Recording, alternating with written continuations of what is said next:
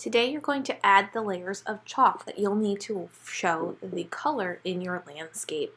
You should do this after you've drawn in pencil. Remember, only draw your big areas. You don't need to worry about details yet. When you're working with chalk, it's best to blend multiple colors. I grabbed some darker blue for the outside edges of my sky, and I grabbed some lighter blue. When I color with chalk, I use little strokes and I'm not coloring hard because the chalk will spread as I blend it with my finger. I'm blending side to side and I'm using one finger, not my whole hand. Sometimes you might need to go back and add additional chalk. If you can see some of the lines in your chalk, that's a signal you should go back and add more. I'm adding some more light blue and dark blue to my sky and going back over to blend it in. It's looking a little brighter and less faded. That's exactly what I want. Now I'm about to finish and I'm going to use some yellow for the sun.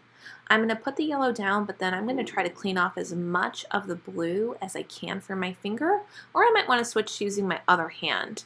And I'm dragging that up and away.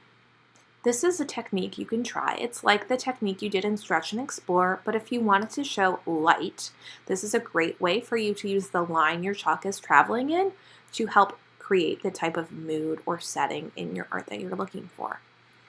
I'm working down my picture, so the next thing I'm going to work on is my mountains in my background, and I'm again using strokes of chalk, and I'm not coloring in the whole entire space. I'm using a combination of green and brown for my mountains, and I'm going to put strokes of both colors first, and then I'm going to go back with my finger and blend in. I'm trying to make sure I'm staying inside my line. I'm also making sure I'm not leaving any white space on my mountains or in between my mountains and my sky. Clean off my fingers, and then I'm ready for my next color. I'm making my ground green like grass.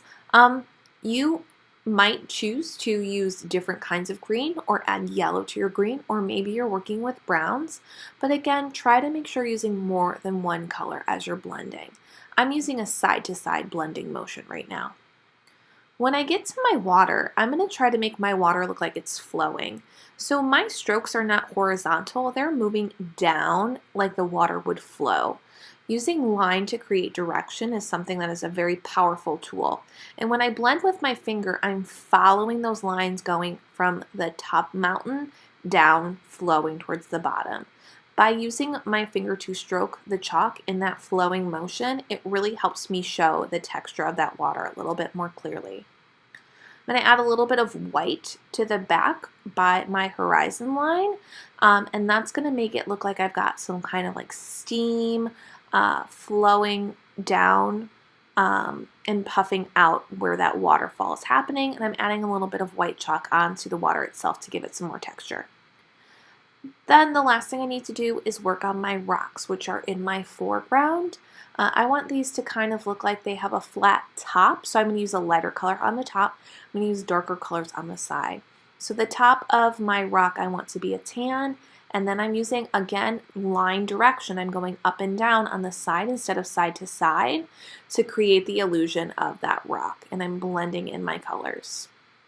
Have fun today, and remember, when you go to clean up, you should clean up your space first and wash your hands after.